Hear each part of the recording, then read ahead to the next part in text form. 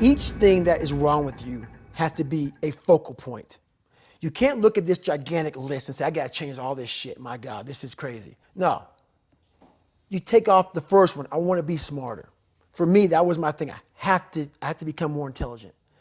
I have such a severe learning disability, man. I can't retain shit. I had to now get that one thing and then strategize in that one problem. How can I do this?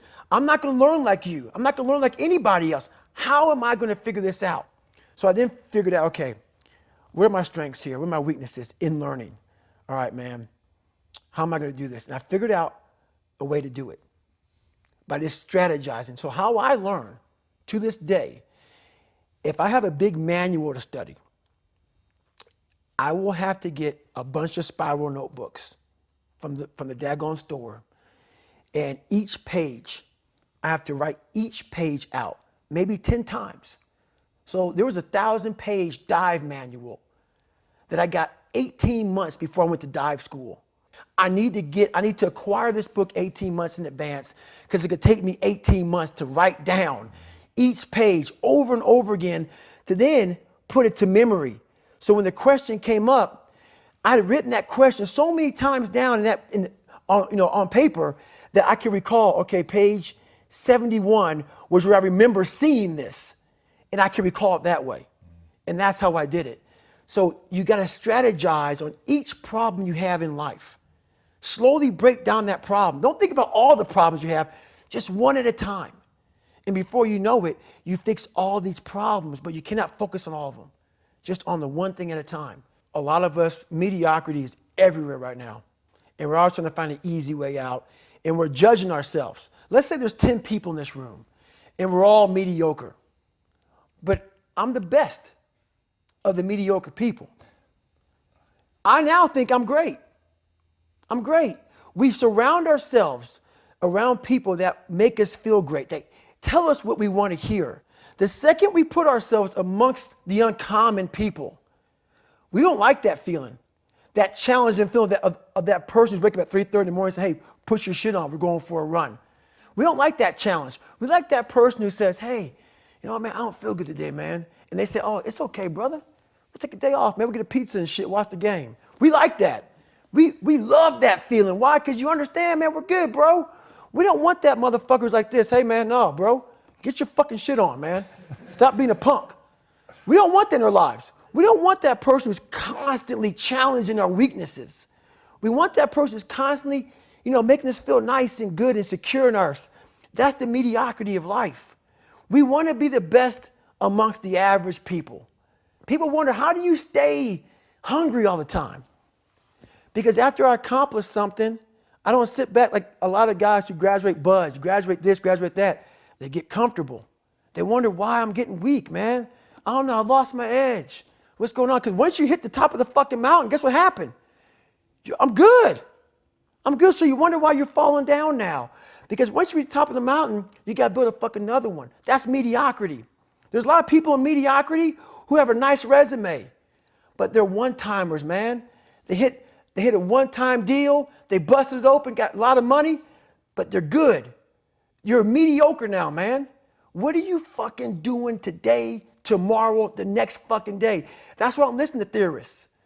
I don't listen to all that bullshit. I listen to a motherfucker who's like this, man. What's wrong, man? I'm fucking tired, dude. Why are you tired? Because tomorrow, I got to do the fucking shit again, man. Whatever the shit is that made me fucking nauseous and sick to my stomach, it made me hurt. There's no ending.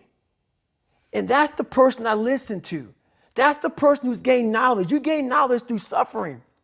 And on the other end of suffering is a world that very few have ever seen. It's a beautiful world because that's where you find yourself. You don't find yourself in over here. You find yourself on the other end. Like the 100-mile race I was on, I ran it for 24 hours. I found myself on the other end of that fucking race. That 19 hours, I found, wow, there's a whole nother fucking world out here that I've never even saw. But the world's in your mind. And that's what all that mediocrity is about. Mediocrity is contagious. Everything I did was for someone else to like me. It wasn't until I started reading my own book about how pathetic I was as a human being. I can blame my dad. I can blame kids at school.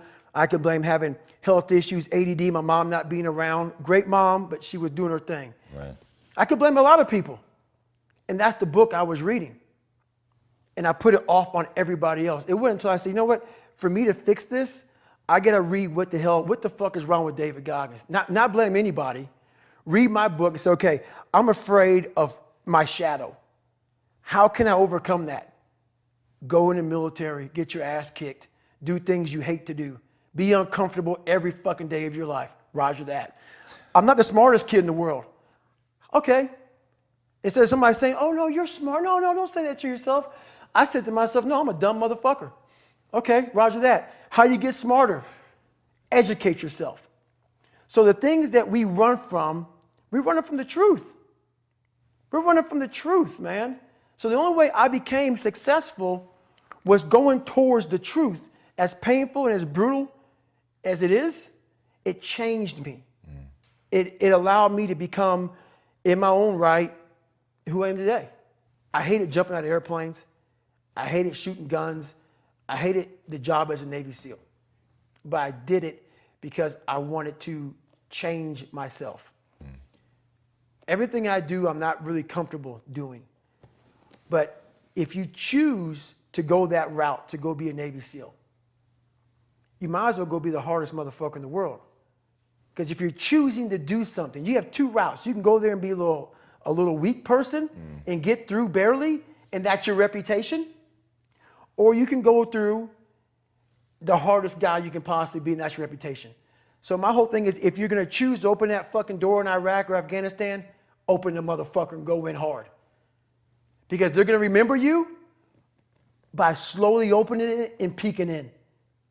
So if you're gonna open it, and you made the mind to open it, don't crack it open. Open the fucking door, go in. That's with life. If you're choosing to do something, attack it. Because they're gonna remember you as not attacking it. So I want to be remembered. You can hate me, but there's one thing you can't say about me. I didn't attack it. And the very best may not be I'm number one. The very best is, did I leave everything inside of me out there?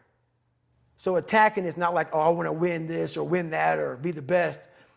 The best is I'm running against myself in everything I do. And that's what I attack. I attack myself. I'm always questioning myself. I'm always holding myself accountable.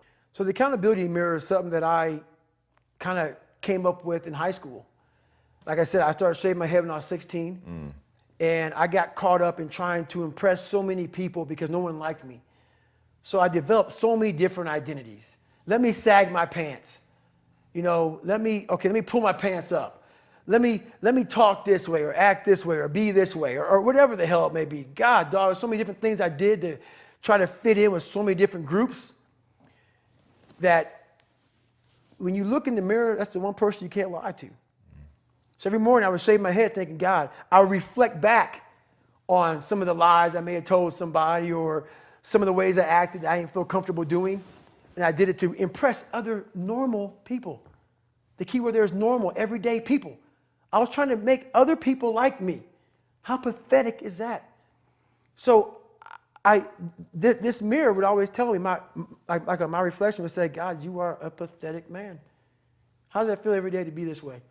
So I would just start having myself accountable. How did I attack today? How did I attack yesterday? And if I didn't do something I was proud of, I'd write down a sticky note and I would fix it. So then my senior year in high school, it was a totally different David Goggins. All right, there was a lunch table that I wanted to sit the cool guy lunch table, man. I wanted, even though everybody was calling me I wanted to try to act like somebody I wasn't so I could fit in. And I sold my soul to the devil. Trying to act like, no, I'm David fucking Goggins. That's who I am. And so I wrote down on a piece of paper, fuck the table, sit by your fucking self. And that's what I did. And guess what happened? My table became a table people started sitting at. Because a whole bunch of people in that lunchroom felt exactly like I did.